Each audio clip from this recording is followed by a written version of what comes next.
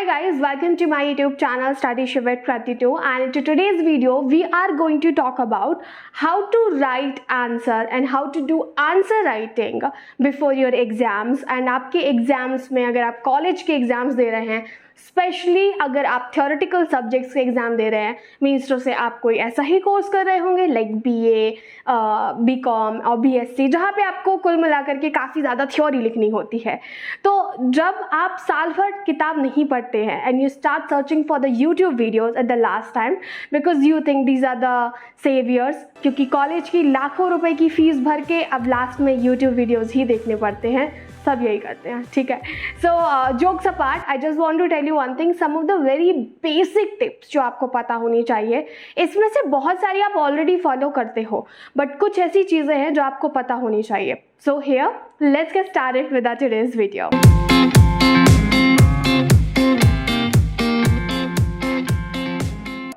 In case you are visiting here for the very first time, this is Krati Sahu. I have completed my graduation from Delhi University, BA Honours Political Science, and I make videos for college students and school students, mainly 11th, 12th and honors, and I just have my courses and all. Okay, enough of me.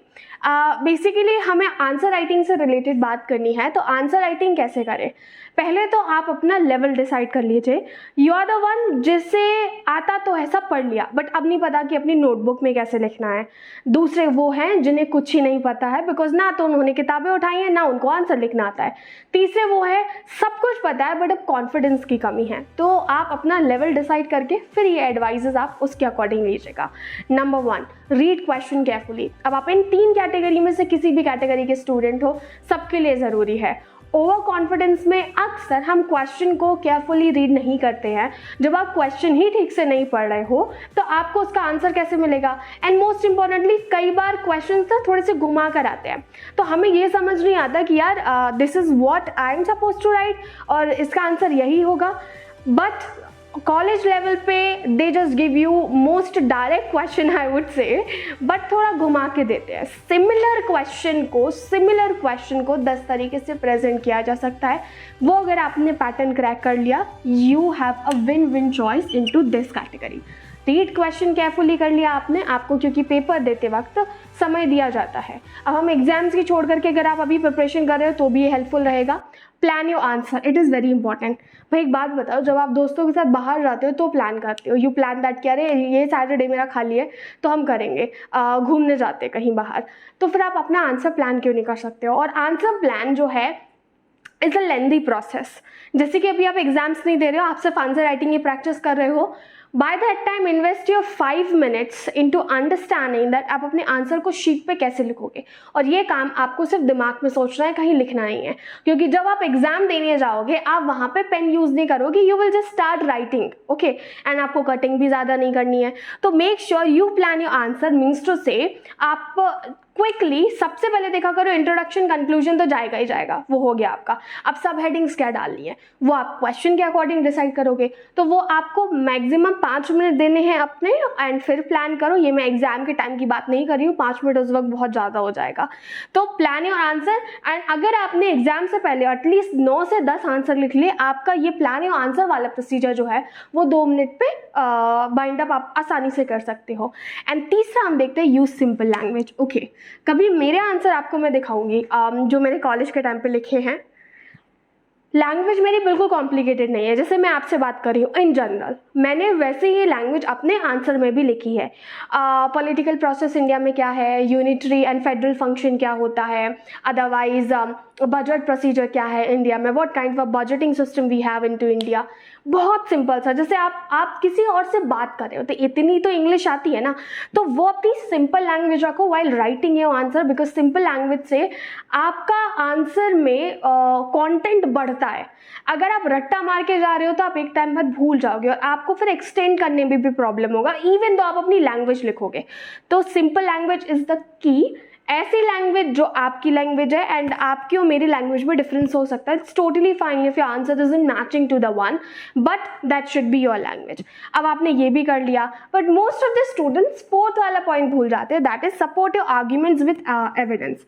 आप अगर question का अपना answer लिख रहे हो, for instance budgeting types कितने होते हैं इंडिया में, तो आपको अपना या तो कोई कोड शामिल करो, ठीक है, अदरवाइज फ्लो चार्ट शामिल करो, कोई चार्ट दो, कोई डेटा दो, बट कुछ अलग इंफॉर्मेशन दो, एक अलग फॉर्म में दो, rather than just writing your para and theory, that's it.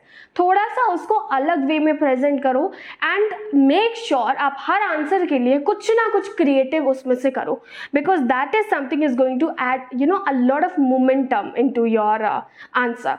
In fact जैसे कि आप लिख रहे हो पॉलिटिकल प्रोसेस एंड ऑल, तो पॉलिटिकल क्या होता है, डिफरेंट थ्योरिस्ट्स का कोई एक आध स्टेटमेंट डाल दो. अच्छा, आपको याद नहीं आ रहा है, आपको आधा याद है कि इस थ्योरिस्ट ने क्या बोला था, थोड़ा सा जोर लगाओ, उस पर्टिकुलर कोड को अपनी लैंग्वेज में ट्रांसलेट कर लो. आपने देखा इंस्टाग्राम पे एंड ऑल, इन सब के कोड तो हमें ज़रा में याद हो जाते हैं एंड टॉन्ट के वक्त हम अपने फ्रेंड्स एंड फैमिलीज के लिए यूज़ भी करते हैं, सो दे डू अस, ठीक है.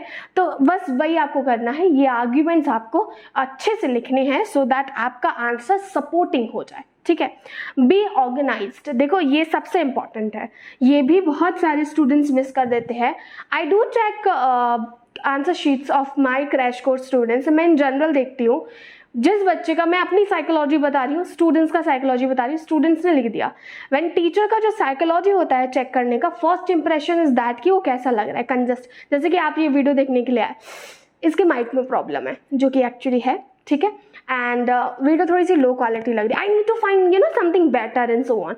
तो आपका इंप्रेशन खराब हो सकता है, but this is a first impression. Later on फर्क पड़ता है, मैं यहाँ पे आपको एक्सप्लेन क्या कर रही हूँ, तो वो आपका ऑर्गेनाइजेशन में आ गया. रिमेंबर वन थिंग, कटिंग कम से कम करना. अगर कर रहे हो तो just simply have a line, काट दिया, दैट्स इट. अब उसको इतना गंदा क्यों करना है, एंड स्पेशियस हो. एक पैरा अगर खत्म हो रहा है तो दूसरे पैरे में डिफरेंस पता होना चाहिए. एक हेडिंग खत्म हो रही है तो मुझे पता होना चाहिए कि भैया आपने दूसरी सब हेडिंग स्टार्ट कर दी. कई सारे लोगों की हैंड राइटिंग में पता ही नहीं चलता है. तो ये आपको ऑर्गेनाइजेशन रखना है. Check your work. Okay, another key point that most of the students work. अब आंसर तो लिख दिया, आंसर ही हमने इतनी जल्दी लिखा. Now we can check our work, ठीक है.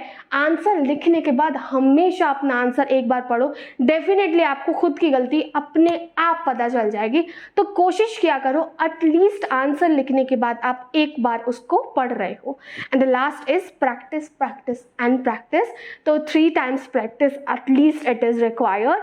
आंसर लिखने के बाद आपको प्रैक्टिस करनी है, बिकॉज आप प्रैक्टिस नहीं कर रहे हो तो it's not going to work. आपने ये यूट्यूब पे वीडियो देखा, कल एग्जाम में देखने चले गए, it's not going to work like this. आपने ये वीडियो देखा, आपने अपनी नोटबुक निकाली, 3 आंसर लिखे, this is how it's going to work.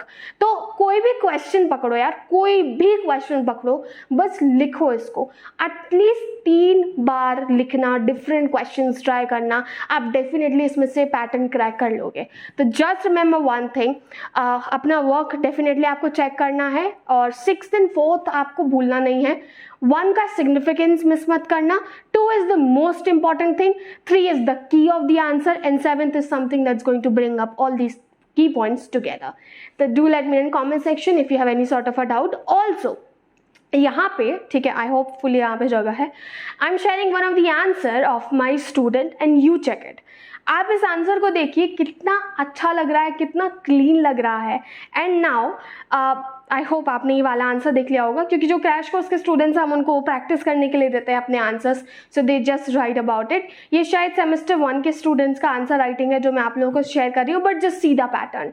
Now अभी मैं आपको दूसरा आंसर दिखाती हूँ, which is of the student जो काफ़ी ज़्यादा कंजस्टेड, सब हेडिंग्स क्या है, कहाँ है, कुछ पता नहीं चल रहा है, ये उनका आंसर है.